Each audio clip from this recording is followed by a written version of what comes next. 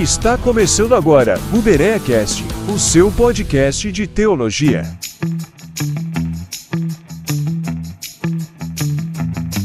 Salve, salve bereanos! Olha só, mais um dia especial aqui pelo YouTube e também pelo Spotify, trazendo o BereaCast, esse podcast de teologia que você acompanha todas as semanas, na sexta-feira agora, né? Estamos na sexta-feira e hoje é o nosso 8º episódio, esse episódio que vai ao ar ao meio-dia para você aí que está almoçando, né? Já ouvir esse programa, esse podcast.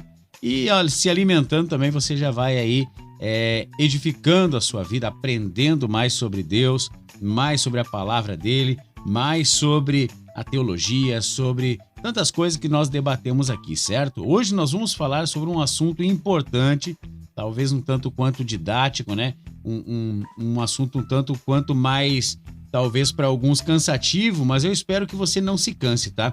Eu vou tentar trazer aqui de uma forma mais simples, né, para você aí entender, ouvir e aprender sobre interpretação bíblica. Nós falamos isso no último episódio, ao qual nós nos referimos que nesse episódio nós falaríamos, né, sobre exatamente isso, interpretação bíblica. E eu quero convidar você já a dar o seu like, a se inscrever, você que está aqui pela primeira vez, curta, né, comente, compartilhe, faça parte dessa família.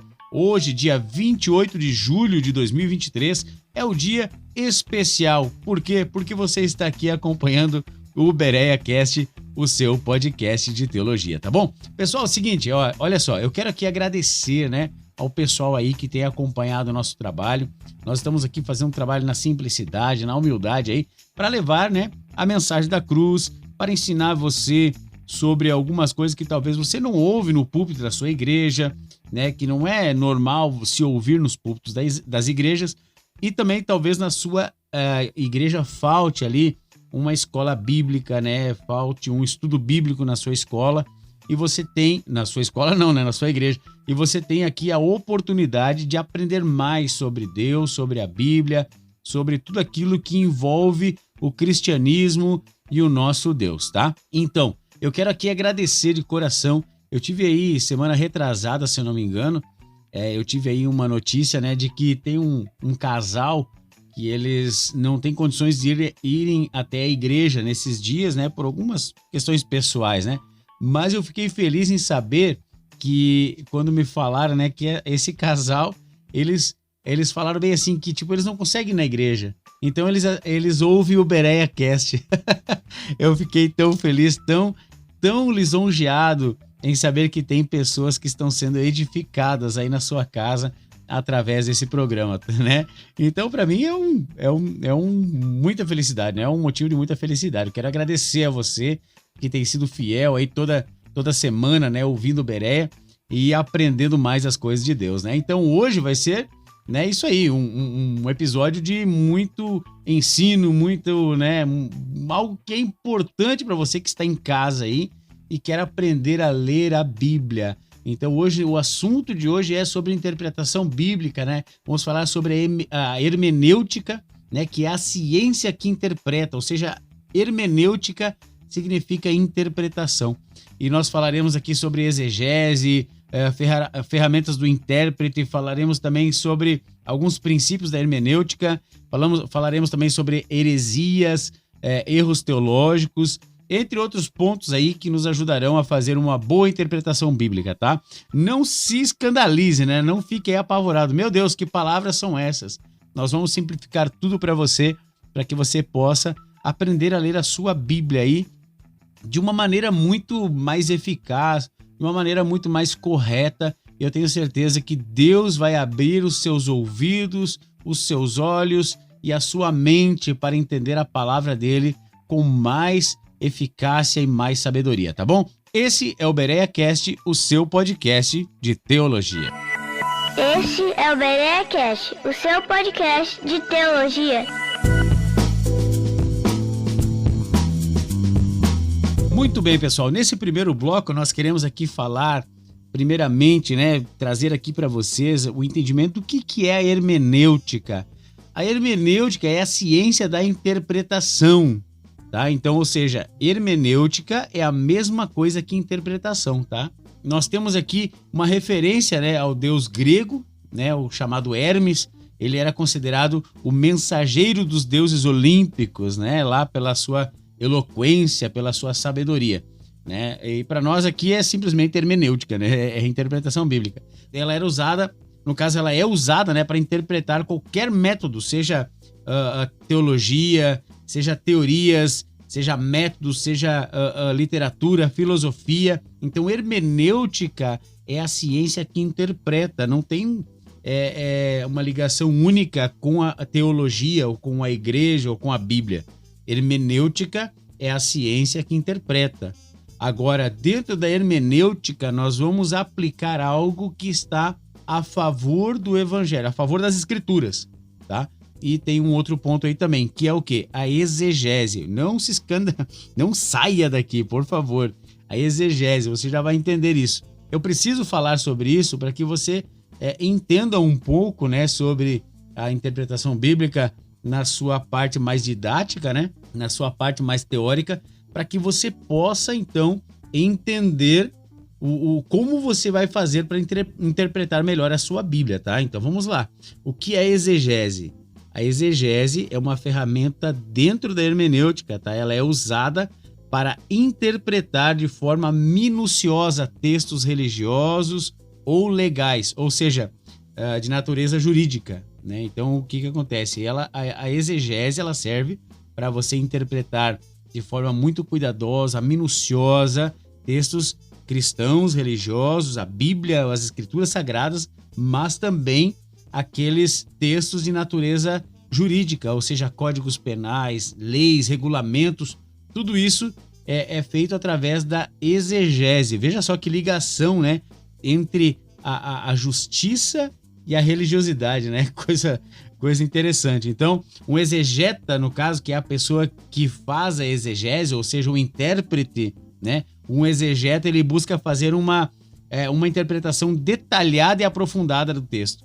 Ou seja, você vai ler a Bíblia e vai procurar fazer isso de forma detalhada, cuidadosa. Então, o exegeta, ele tem esse cuidado de procurar transmitir aquilo que realmente a Bíblia fala e usar aí algumas outras técnicas para poder, então, entender de forma real aquilo que a Bíblia quer nos dizer. Tá entendendo? Então, qual a importância, né, de uma boa interpretação? Uma boa interpretação, ela nos ajuda a entender de forma fiel o texto ali lido. Ou seja, você vai ler o livro, né, a passagem, o texto, o versículo, o contexto, e isso, a interpretação vai te ajudar a você fielmente entender o que está sendo dito ali, tá? E a interpretação nos ajuda a analisar o contexto cultural, geográfico, histórico. Ela nos faz entender o que realmente o autor do texto e do livro, no caso, quer nos falar, né? Então, a interpretação nos ajuda a entender o texto, tá? Então, a hermenêutica, que é a interpretação, ela nos ajuda a entender de forma fiel aquilo que nós estamos lendo na Bíblia Sagrada, tá? E agora eu quero tocar num assunto aqui para você entender, tá? Nós falamos sobre exegese, né? Exegese, que é a interpretação fiel e minuciosa dos textos. Mas também existe um contraponto, que é a exegese. Exegese, tá? Nós falamos sobre exegese e agora nós vamos falar sobre exegese. E a exegese nada mais é do que a prática contrária da exegese. Essa prática, ela tende a distorcer o significado verdadeiro do texto. O intérprete ali tende a inserir suas próprias ideias no texto referido. Ou seja, se você for um exegeta, né? Se você não praticar a exegese de forma correta e for uma pessoa que pratica a exegese, você vai acabar distorcendo o significado verdadeiro do que a palavra quer dizer. É preciso ter um cuidado, porque o intérprete ele tende normalmente a inserir suas próprias ideias, seus próprios pensamentos, e é uma forma de manipular a mensagem muitas vezes, para até mesmo para o seu próprio benefício, né? Porque ele tem alguma ter algumas ideias aí que não condizem com a palavra de Deus e acaba aí distorcendo para poder manipular, para poder muitas vezes trazer aí um certo domínio sobre algumas pessoas, trazer alguma fantasia, alguma ideia distorcida que para tentar atrair as pessoas. Então a exegese tem essa ideia, né, e através dessa prática aí é que surgem então as falsas teologias, né? Então é perigoso você não fazer uma boa interpretação bíblica, né? A exegese, ela se caracteriza aí por algumas violações de interpretação, tá? Algumas violações de interpretação, e uma delas ela dá ao texto um sentido que ele não tem, tá? Então ela dá ao texto um sentido que ele não tem, e ela então ignora o contexto em que o texto está inserido, tá? E ainda ela desconsidera a linguagem, né? Então aí vai ter um uso de anacronismo semântico, a gente já vai falar sobre isso, tá bom? Vamos lá, ela dá ao texto um sentido que ele não tem. Geralmente a exegese faz isso, né? A exegese, lembre disso, tem exe e tem eise, tá? Então a exegese, ela nos dá essa distorção do texto, ela muda o sentido, tá? Ela ignora o contexto, porque não adianta você pegar um versículo isolado e se basear nesse único versículo para tirar as suas conclusões. A Bíblia precisa ser estudada de forma completa. Você precisa ler o texto, mas também você precisa entender o contexto, né? E a exegese, ela se baseia muitas vezes em uma única frase, em uma única passagem, um único versículo, porque convém para quem está usando da palavra, para o intérprete, muitas vezes convém para ele. E ela também desconsidera a linguagem, ou seja, esse uso do anacronismo semântico. Ou seja, por exemplo, vou dar um exemplo aqui para vocês. Lá em João, capítulo 4, eu estou lendo aqui na Nova Almeida Atualizada, tá? João, capítulo 4, versículo 20, fala assim: nossos pais adoraram neste monte, mas vós dizeis que é em Jerusalém o lugar onde se deve adorar. Tá? Não vou entrar aqui no contexto do versículo, mas só quero que você entenda o que é um anacronismo semântico, tá? É desconsiderar o verdadeiro significado da linguagem, tá? Então vamos lá.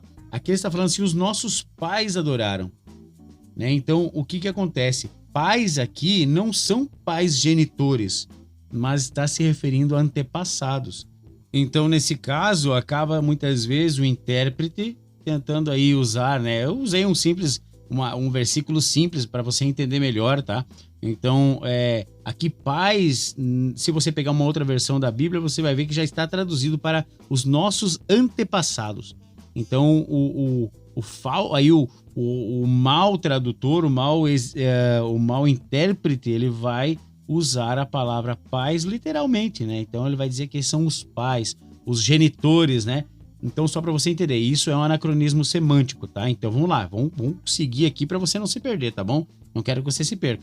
Em 2 Coríntios, capítulo 3, versículo 6, diz assim: ele nos capacitou para sermos ministros de uma nova aliança, não da letra, mas do Espírito, pois a letra mata e o Espírito vivifica.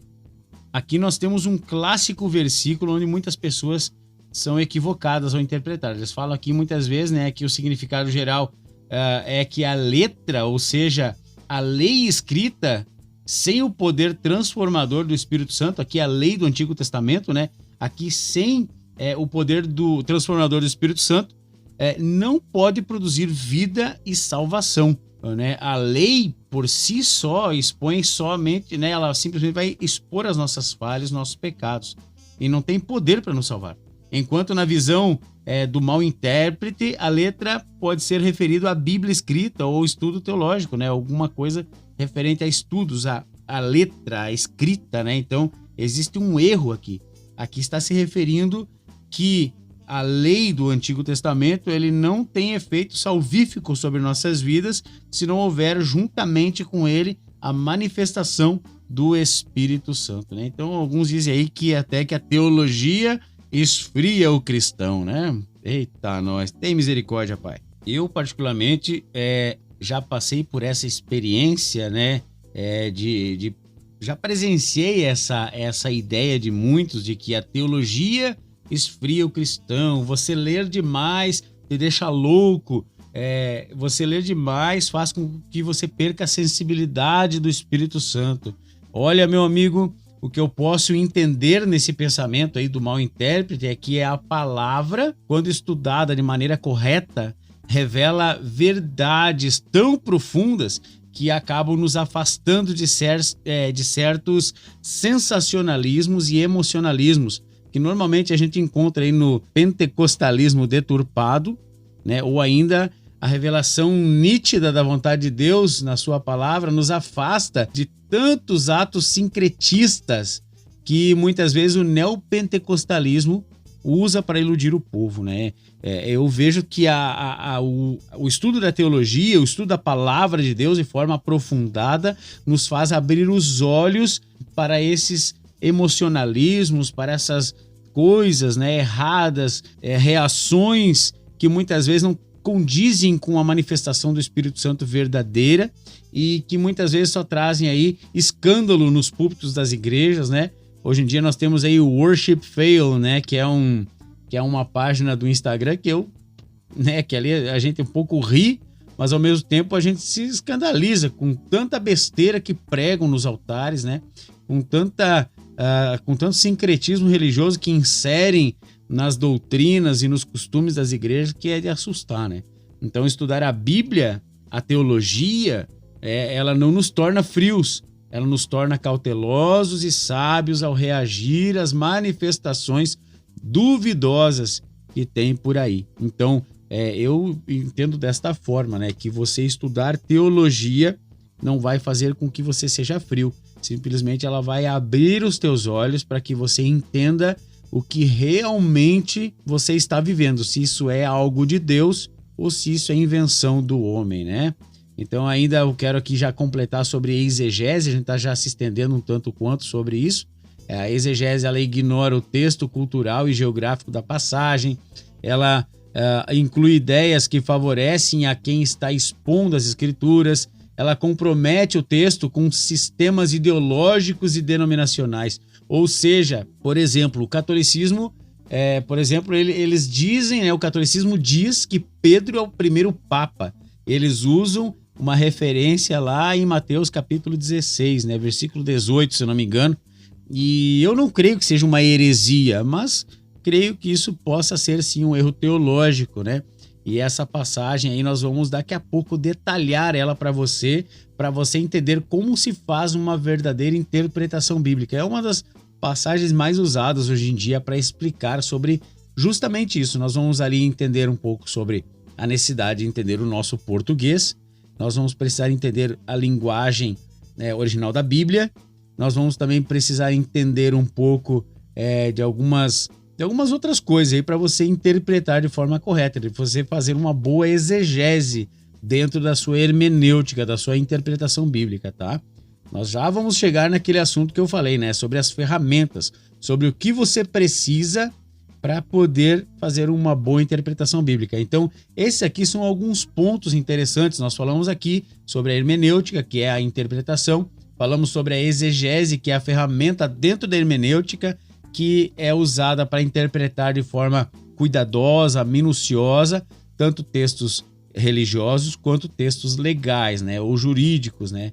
Então, nós também falamos aqui sobre a importância da boa interpretação e também o que significa a exegese, né, que é o contrário da exegese, né, que é o contraponto aqui, tá? Então, no próximo bloco nós falaremos sobre os erros teológicos, sobre heresias, e em seguida nós já estaremos então apresentando aí as ferramentas necessárias para você, aí na sua casa, no seu quartinho, no seu escritório, fazer uma boa interpretação bíblica na hora de estudar a palavra de Deus. Voltamos já! Você está ouvindo o BereaCast, o seu podcast de teologia.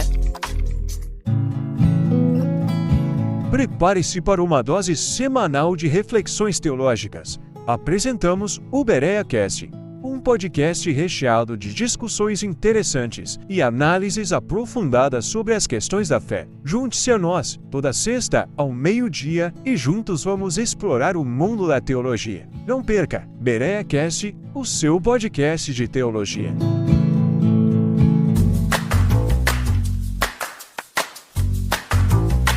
Voltamos aqui, meu povo! Que beleza estar aqui com vocês nesse 8º episódio do Berea Cast, né? Eu tô muito feliz, fico feliz por você que tem se conectado conosco, você que tem compartilhado, tentado ajudar nesse canal a crescer. Como eu já falei aqui, a intenção nossa é expandir o conhecimento da palavra de Deus.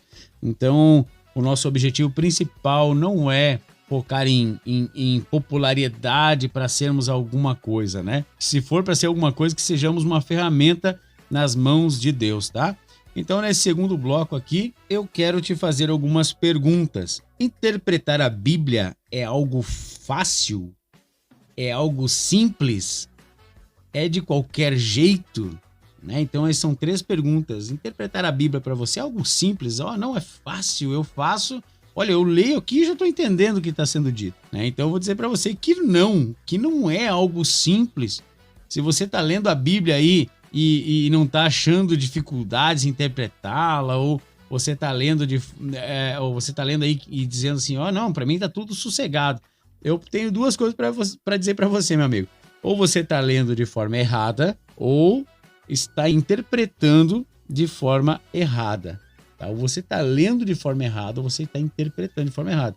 Ela é muito mais complexa do que nós imaginamos. A Bíblia é muito complexa em todas as suas passagens. A gente às vezes quer ser um crânio da coisa, um sábio, né, que tira de letra tudo, mas a palavra de Deus ela é complexa, porque ela tem muitas ideias, muito assim direcionada a povos, a lugares, a situações, a contexto histórico, muitas coisas que dizem uma coisa e muitas vezes apontam para outra. Por exemplo, você lê uma passagem e ela muitas vezes está falando sobre uma certa pessoa e ela pode muitas vezes estar apontando para o Messias, por exemplo. Então não é tão simples assim, né? Muitos dizem que a Bíblia aí tem várias interpretações, por exemplo. Eu já vi várias... cada um interpreta de um jeito negativo.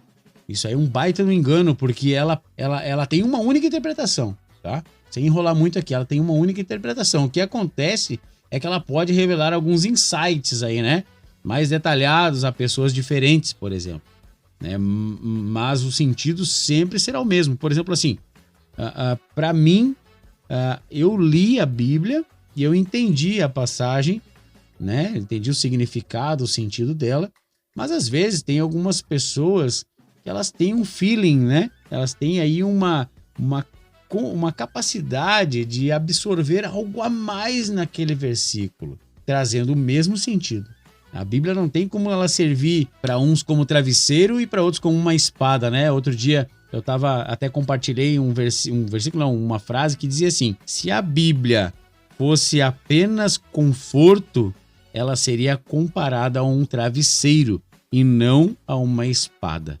Tá, pessoal? Então, por isso que nós vamos aqui entender agora qual a diferença entre o que é o erro teológico e o que é a heresia, tá? Primeiramente, o que é o erro teológico? O erro teológico, ele se refere, né, a uma interpretação ou uma compreensão equivocada das questões teológicas, tá? Das doutrinas ou ensinamentos, né? A má interpretação das escrituras pode estar ligada à falta de conhecimento adequado ou falha na compreensão dos ensinamentos complexos da Bíblia. Você pode estar acometido de um erro teológico que você não interpreta bem, porque você não compreende bem. E o erro teológico geralmente não é intencional. Tá? Um erro teológico ele não é intencional, ele pode ser cometido até por indivíduos aí né, bem intencionados, por pessoas bem conhecidas, pessoas que você olha, nossa, esse é um homem de Deus. Eu já vi homens bons, homens de Deus, homens de referência cometer erros teológicos, tá? Mas isso é uma falha na Matrix. Isso é uma falha na interpretação. Isso é uma falha na compreensão. né? Então ela pode ser corrigida por meio de estudo, aprendizado, de um diálogo com outros irmãos, com outros membros da sua comunidade de fé, com outros pastores, né? E só que para que esse erro possa ser corrigido, é necessário ter a humildade, né, de reconhecer, poxa vida, eu errei, então eu preciso corrigir isso aqui na minha vida e preciso também expor. Olha só, pessoal, até aqui eu entendi assim, ó, me desculpem se eu ensinei errado. Hoje eu estou aqui trazendo à luz da palavra de uma forma mais bem estudada, uma interpretação mais clara daquilo que o texto queria dizer, que por muito tempo eu errei, né? Então, ao longo dos anos, eu mesmo já aprendi coisas que não condiziam com a palavra de Deus. Então, por muito tempo, eu ouvi coisas e praticava coisas que eu achava que era certo, mas havia ali um erro teológico da parte de muitos educadores da época, né? Até Tiago, ele fala lá no seu, se eu não me engano, no capítulo 3, eu acho que é no capítulo 13 de Tiago, se eu não me engano, ele fala que não é bom que muitos queiram ser educadores, né? Porque ele se refere que aqueles que são educadores, aqueles que estão na área do ensino, eles terão uma responsabilidade maior e eles serão cobrados no dia do juízo final de uma forma mais complicada, meus amigos, né? Entenda você aí que se você quer ensinar a palavra de Deus, você precisa ser um bom intérprete, cuidadoso, cauteloso, um bereano, para que você não venha aí depois, né, no dia do julgamento aí ser colocado contra a parede aí de uma forma bem severa, né? Porque os educadores serão cobrados. Isso vale para mim, vale para mim que estou na área da teologia, vale para aquele que é pastor, vale para um líder de um grupo missionário, vale para professores escolares. Se um professor está ensinando uma criança dentro de uma escola de forma errada, ela vai ser cobrada um dia. Se um pai ele está ensinando seus filhos de forma errada, sendo ali um educador da sua casa, dos seus filhos, ele vai ser cobrado. O peso da cobrança será muito maior no dia do juízo final para nós educadores do que para os outros. É o que a palavra fala lá em Tiago, eu acho que é capítulo 3, já vou confirmar para vocês aí. Então, continuando aqui o nosso assunto, né, que eu estava falando, por muitas vezes, né, eu ouvi coisas, eu aprendi muitas coisas erradas e depois, hoje eu procuro corrigir isso, né, por muitas vezes a gente ouviu porque é alguma coisa que foi contada, né, uma história contada de geração em geração, sem muitas vezes base realmente bíblica, uma má interpretação, né, que perdurou por anos e foi passando de uma igreja para outra, de uma doutrina para outra, de uma geração para outra, e acabou perdurando, e as pessoas não corrigiram esse erro. Muitas vezes, por medo de enfrentar a comunidade de fé, acontece, às vezes a pessoa permanece no erro teológico, porque tem vergonha de admitir diante da comunidade que errou, né? E por que mais honroso do que você admitir as suas falhas? Por que mais honroso que isso, né? Diga ali, ó, pessoal, a gente aprendeu errado. Poxa, pega aqui a palavra, ó. A palavra diz assim, ó. E isso que nós fazemos muitas vezes não diz aqui na palavra. Então, peraí, tá errado. Vamos corrigir isso juntos, né? Seria humilde, seria sensato daqueles educadores, né? Dos pastores, dos líderes, dos teólogos, de corrigirem os seus erros para que a comunidade não venha viver no erro. E eu quero citar aqui para você, contar aqui no caso, né? Um exemplo, eu não vou citar nomes nem nada, até porque não convém, mas uma vez um pastor muito querido da nossa família, querido nosso, aí, um homem de Deus, no auge do seu despertamento ministerial, posso dizer assim, né? Na flor da sua juventude, ele esteve uma vez em nossa cidade, participando lá de uma campanha, né? Que teve lá na igreja, a qual eu congregava, e ele usava uma expressão, né? Um nome, uma reação de riso intenso durante a ministração.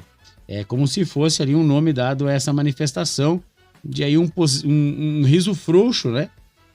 No espírito, digamos assim. E só que isso sempre me incomodava, não vou negar isso.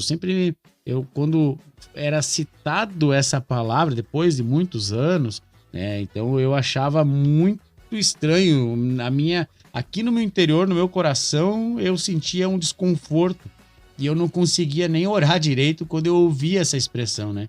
E eu falei com ele um dia, né? Isso me incomodava e eu fui questionar ele, né? Eu disse, até eu mesmo fui questionado por que eu não acreditava, né? E então, olhando para as escrituras e entendendo que muitas vezes o sincretismo religioso pode invadir, né, o ambiente das nossas igrejas, às vezes, muitas vezes motivados por momentos de euforia, e eu acabei então questionando esse nosso amigo. E ele me disse que nem ele lembrava disso. Ele disse para mim, olha, eu não me lembro disso aí, então talvez, provavelmente eu era muito jovem, né, talvez eu ouvi isso de alguém, né, então ele disse, diga aí pro pessoal não usar mais essa expressão, porque realmente nunca vi. Nem eu me lembro, então isso não existe, ele falou. E peço perdão se algum dia eu falei uma bobagem aí. A gente, às vezes, na nossa juventude é muito imaturo, age por impulso, age pelo que os outros falam. E depois disso, parece que um fardo, né, saiu do meu coração, né? Então dá para entender que a palavra de Deus, interpretada de forma correta, muito bem interpretada, ela nos traz alívio, ela nos traz leveza, ela nos traz paz, né? Então, erro teológico, como eu estava dizendo, ele não é necessariamente algo feito porque a pessoa quis fazer, né? Ela é uma má interpretação e quem comete, ele pode ser muitas vezes uma pessoa bem intencionada. Geralmente ele não é intencional, tá? Agora vamos pular ligeirinho aqui para a heresia, para nós já nos encaminharmos para o final desse episódio, tá? O que é heresia?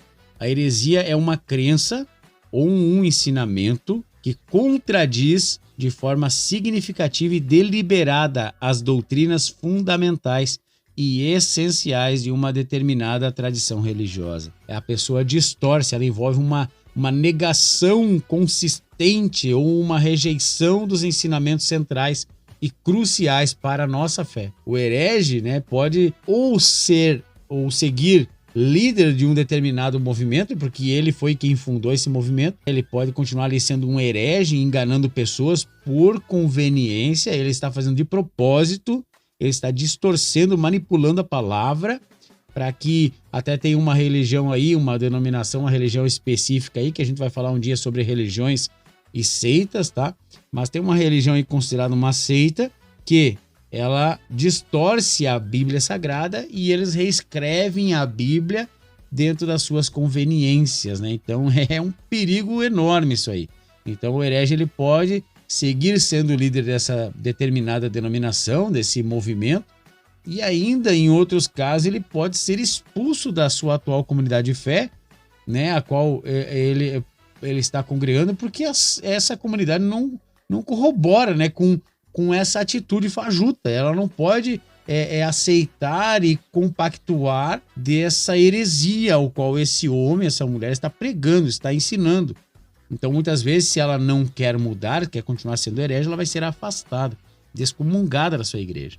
Porque se a comunidade tem uma mentalidade fiel à palavra de Deus, ela não vai aceitar uma pessoa desse tipo enganando aos demais, né? Aos leigos, aos demais irmãos e até mesmo a líderes, né? Que muitas vezes lhes falta conhecimento. Então, desde muito tempo as heresias têm sido um motivo de divisões e disputas dentro das igrejas. É uma guerra constante contra o falso pastor e o falso profeta. Já falamos sobre isso aqui em episódios anteriores, né? Temos aí um episódio sobre a falsa igreja e as heresias trazem aí, então, né, elas formam aí falsos pastores, falsos líderes, falsos profetas. Então, em resumo, um erro teológico é uma interpretação equivocada, geralmente não intencional, enquanto a heresia é um ensinamento deliberado e significativo que se opõe às doutrinas essenciais de uma tradição religiosa, tá? Enquanto erros podem ser corrigidos com aprendizado e ensino adequados, as heresias são consideradas desvios sérios da ortodoxia e podem resultar em consequências mais graves. Então é preciso você estudar a palavra de Deus, ter maturidade no aprender, né? Ter a mente aberta, ter o coração aberto para o Espírito Santo, para que você ou não cometa erros teológicos, ou também não se torne, né, ali um herege, que é muito mais perigoso e mais grave, tá bom? Pessoal, para nós encerrarmos aqui, eu quero então trazer aqui as ferramentas do intérprete, ou seja, o que você vai precisar para interpretar a Bíblia Sagrada, tá? Primeira coisa é o quê? A Bíblia, tá? Você precisa ter uma Bíblia em mãos. Eu aconselho você, de preferência, que tenha mais de uma tradução, tá? O que é a tradução, Luciano? Cada Bíblia, ela tem uma tradução, tá? Ou pelo menos algumas Bíblias são traduzidas de forma diferente, com uma linguagem mais antiga ou mais moderna, tá? Eu vou deixar aqui duas que eu posso indicar como são as linguagens talvez mais compreensíveis na hora de traduzir, tá? Uma mais antiga um pouco, que é a NAA, que é a Nova Almeida Atualizada, que é uma Bíblia que ela vem com uma linguagem antiga, mas com palavras, digamos assim, encaixadas ao nosso tempo, tá? Então, algumas palavras facilitando a sua leitura, mas ela tem uma linguagem mais parecida com a original, tá? Lá com uma Almeida Corrigida Fiel, por exemplo, né? Que é aquela linguagem mais Romeu e Julieta, né? Tu fostes, tu viesses, né? A outra versão, a NVI, que é a Nova Versão Internacional. Eu aconselho você a ter uma NVI, por quê? Porque a linguagem dela é muito clara. Ela mantém ali uma tradução muito parecida com a antiga, mas porém com toda um cuidado de trazer uma linguagem muito mais clara a todos nós. Eu acho bem interessante. E ainda tem também a nova tradução da linguagem de hoje, a NTLH, né, a nova tradução da linguagem de hoje, que ela é uma linguagem aqui, ó, como se fosse um bate-papo, né? Essa tem uma linguagem muito mais simples. Mas então vamos lá. Vou deixar para você aí a Nova Almeida Atualizada e a Nova Versão Internacional. Outra coisa que nós precisamos ter aqui em mãos eu aconselho você a ter um comentário bíblico, tá? Só que, vamos lá, Luciano, comentário bíblico é um negócio caro muitas vezes, tá? Então vamos lá, você precisa ter um comentário bíblico ou uma Bíblia de estudos, tá?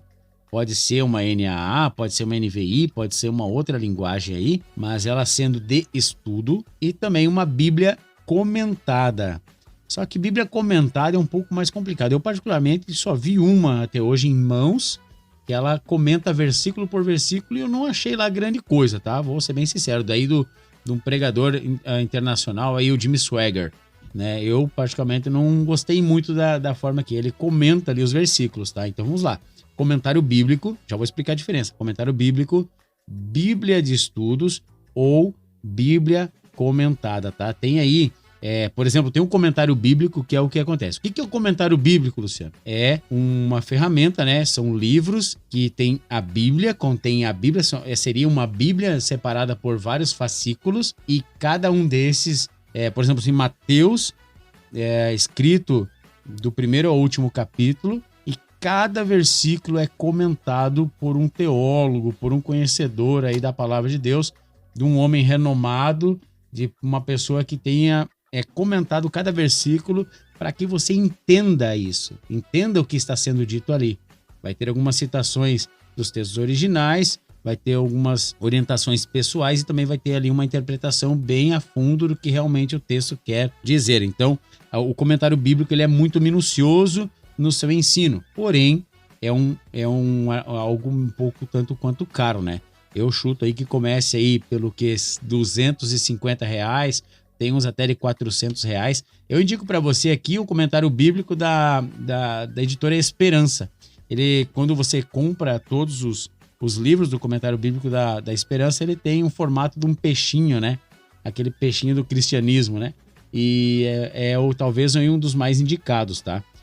Outra coisa, uma Bíblia de estudo. O que é uma Bíblia de estudo? É uma Bíblia normal, porém ela tem estudos dentro dela.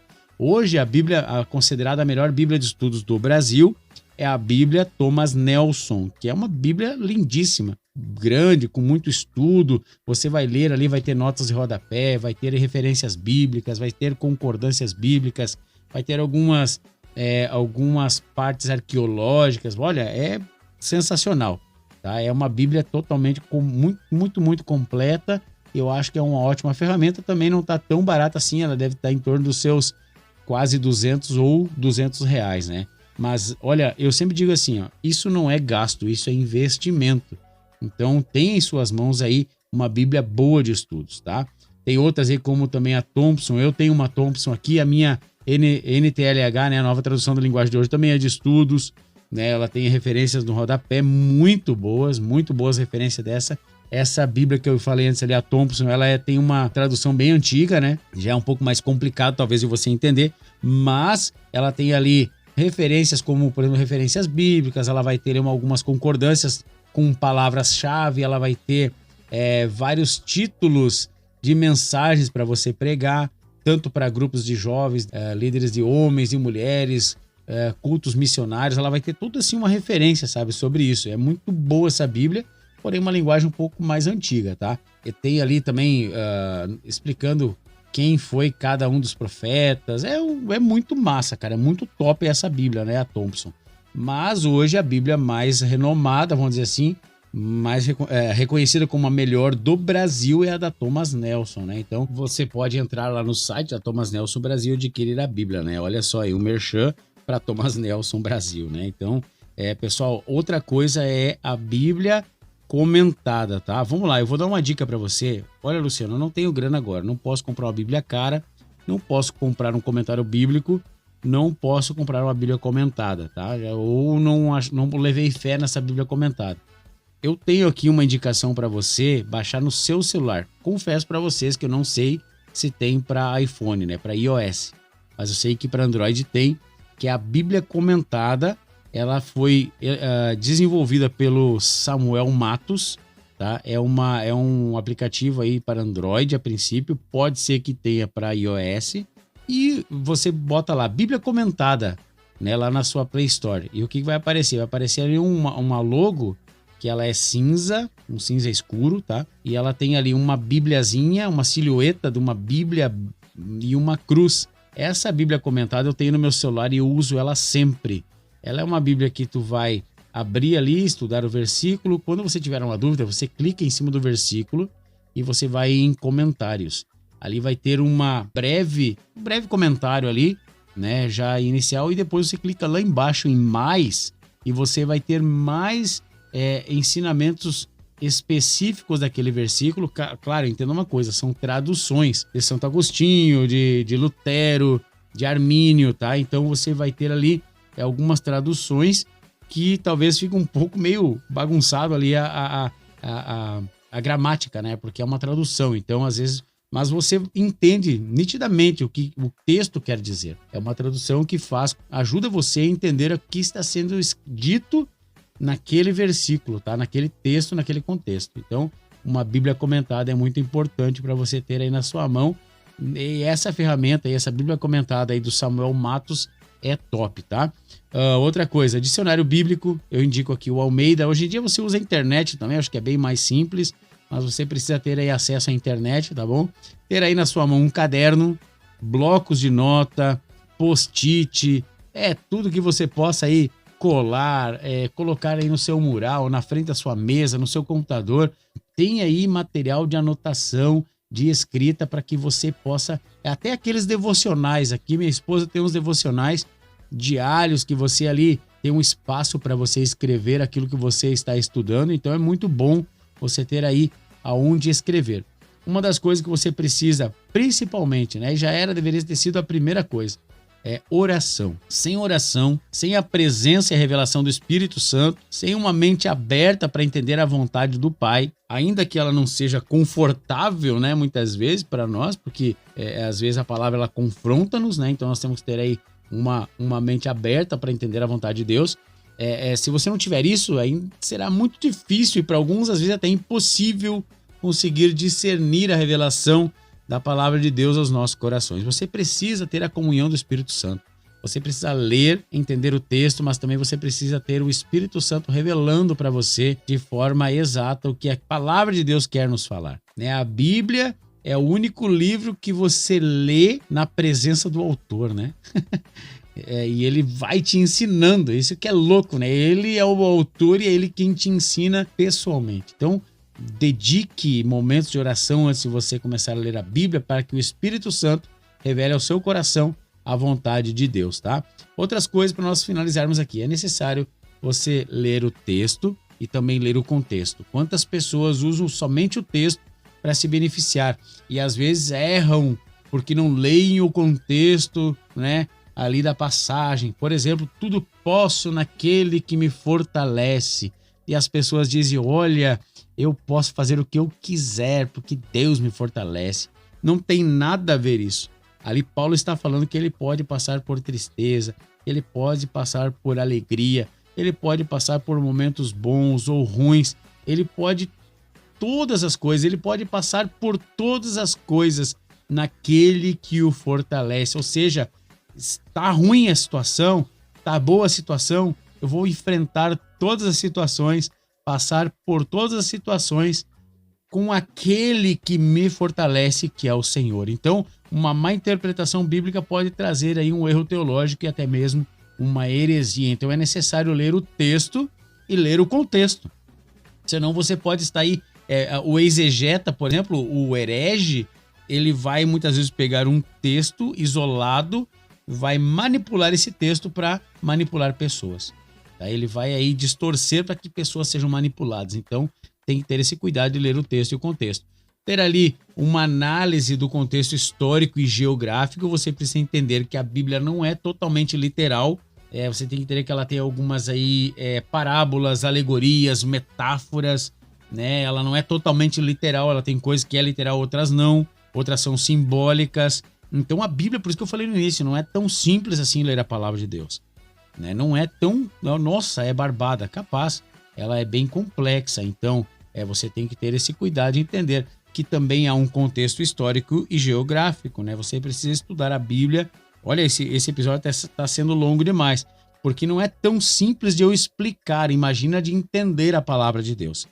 Então é preciso você entender que há contexto histórico, geográfico, linguagem, você precisa cuidar um pouco, estudar um pouco, no caso, um pouquinho do grego, um pouquinho do hebraico, um pouquinho do latim, talvez, né? São línguas originais da Bíblia aí que muitas vezes podem ajudar você. Mas eu não quero estudar, mas você tem que ter pelo menos aí uma internet na sua frente que você possa acessar e procurar aí o significado exato de cada expressão ou palavra ou frase que a Bíblia nos mostra na nossa tradução em português. Tá? Você precisa entender um pouco das regras gramaticais de português também. Você está entendendo que não é só ler a Bíblia de forma corrida. Você precisa examinar as escrituras como a própria palavra nos diz. Examinar, estudar com cuidado, procurar entender a Bíblia de forma correta. Tem aí na sua mão uma Bíblia. Por isso que o comentário bíblico seria talvez a melhor ferramenta para você. A Bíblia, um comentário bíblico, um dicionário bíblico. O dicionário até eu descarto um pouco aqui, tá? Porque o próprio comentário já vai ensinar algumas questões aí. Ter o seu caderno para você fazer as suas anotações e ter a presença do Espírito Santo na sua vida, cuidando aí os textos históricos, o contexto geográfico, tá? Eu quero dar aqui para você um exemplo rapidinho. Eu tenho aqui em mãos, pessoal, a minha Bíblia NVI, tá? É uma Bíblia devocional, a Bíblia do homem, e ela tem a tradução NVI. E olha só o que a Bíblia nos fala. Nós falamos antes sobre erro teológico, né? O que muitas vezes o catolicismo diz que Pedro é o primeiro papa.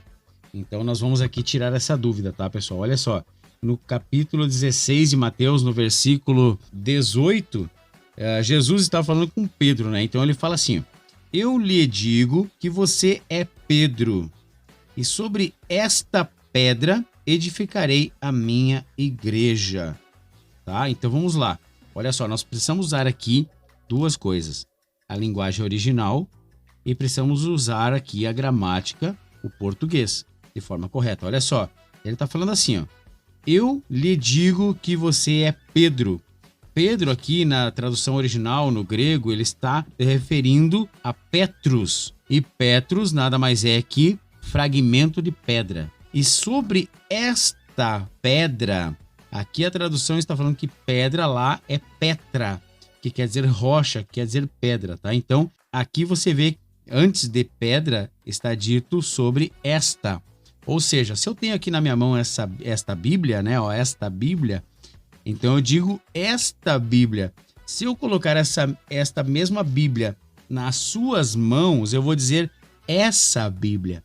Então, Jesus está falando aqui, ó, eu lhes digo que você é fragmento de pedra. E sobre esta, ele está se referindo a algo que está nele, com ele. Ou seja, o próprio Jesus, né?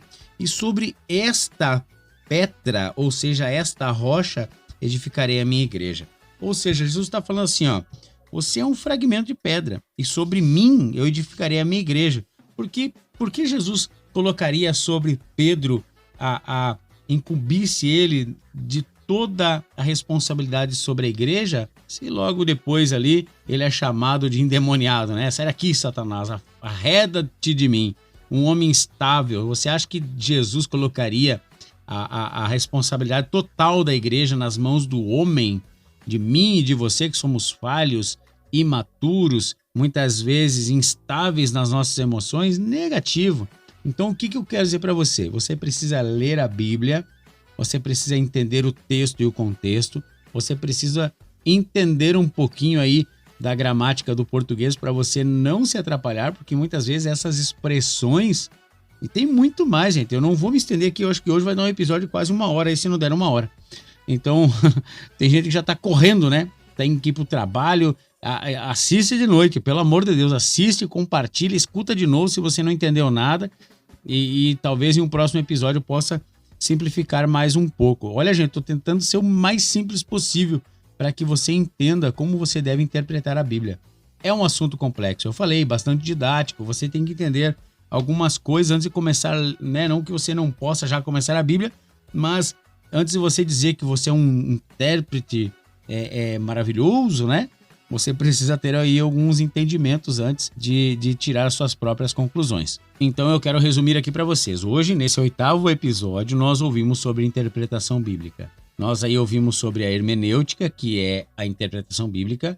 Nós aprendemos sobre a exegese, que é a ferramenta dentro da hermenêutica que é usada para interpretar a Bíblia ou questões legais, né? Códigos aí, leis, etc. Falamos também sobre a importância da boa interpretação. Também falamos sobre exegese, que é uma prática contrária da exegese, que é uma má interpretação. E nós também falamos aqui no segundo bloco sobre o erro teológico, sobre as heresias e ainda falamos aqui para você sobre ferramentas do intérprete, tá?